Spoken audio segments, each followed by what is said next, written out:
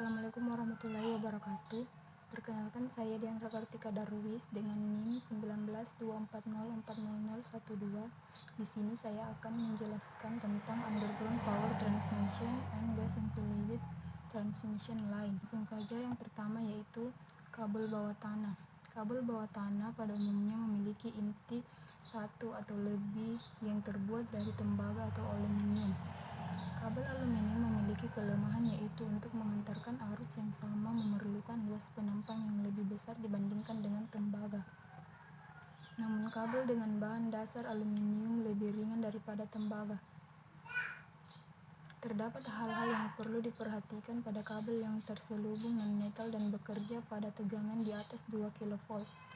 1. Memperhatikan insulation seal kabel saat transisi dan dari kanal penyaluran ke kanal non-penyaluran. Yang kedua, memperhatikan insulation seal kabel saat transisi dari tanah yang lembab ke tanah yang kering. Yang ketiga, memperhatikan insulation seal kabel di tanah yang kering. Yang keempat, memperhatikan insulation seal kabel di kanal yang basah. Dan yang kelima, memperhatikan insulation seal kabel saat dihubungkan ke saluran udara. Yang kedua yaitu teknik pemasangan kabel bawah tanah. Ada beberapa cara untuk pemasangan kabel bawah tanah seperti berikut. 1. Penguburan langsung dalam parit. Biasa parit digali menggunakan mesin. Yang kedua, dimasukkan ke dalam saluran pipa yang kemudian dikubur atau dilapisi dengan beton. Yang ketiga, jika memungkinkan diletakkan pada sebuah terowongan yang isinya saluran pembuangan air, pipa gas, dan saluran telepon.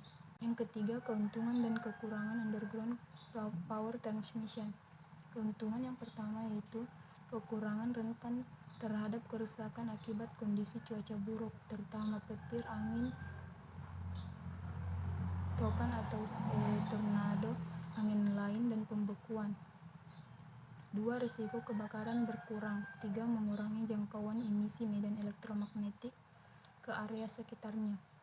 4. Kabel bawah tanah tidak menimbulkan bahaya bagi pesawat terbang rendah atau satwa liar. Yang kelima, kabel bawah tanah memiliki risiko kerusakan yang jauh lebih rendah yang disebabkan oleh aktivitas manusia seperti pencurian, sambungan ilegal, sabotase, dan kerusakan akibat kecelakaan. Kekurangannya yang pertama, kabel bawah tanah lebih mahal. 2. Lokasi kabel bawah tanah tidak terlalu jelas. 3. Pengoperasiannya lebih sulit karena daya reaktif yang tinggi dari kabel bawah tanah. 4. Kabel bawah tanah lebih rentan terhadap kerusakan oleh gerakan tanah. 5. Perbaikan bawah tanah dapat memakan waktu berhari-hari bahkan berminggu-minggu. Yang keempat, gas insulated transmission line. Jalur transmisi terisolasi gas adalah sebuah sistem untuk transmisi daya listrik dalam jumlah besar dengan jarak yang sangat jauh. Pemasangan sistem gil. Pemasangan di atas tanah. Instalasi gil tanah adalah pilihan yang bebas masalah, bahkan untuk kondisi di lingkungan yang ekstrim. 2. Di dalam terowongan. Dalam aplikasi ini, sistem dilapisi dengan polietilen terus-menerus untuk menjaga aluminium tahan terhadap korosi. Tabung aluminium ini direncanakan tahan sampai lebih dari 40 tahun. 3. Terkubur di dalam tanah. Yang kelima, keuntungan dan kerugian gil. Keuntungan yang pertama yaitu daya yang ditransmisikan besar. 2. Losses dari transmisi yang rendah. 3. Kapasitansi yang rendah. 4. Resiko gangguan dari luar rendah. 5. Efek medan magnet rendah. 6. Tidak terganggu dengan sistem telekomunikasi. 7. Tidak mengganggu estetika keindahan untuk yang di dalam tanah dan terowongan. 8. Tidak merusak lingkungan.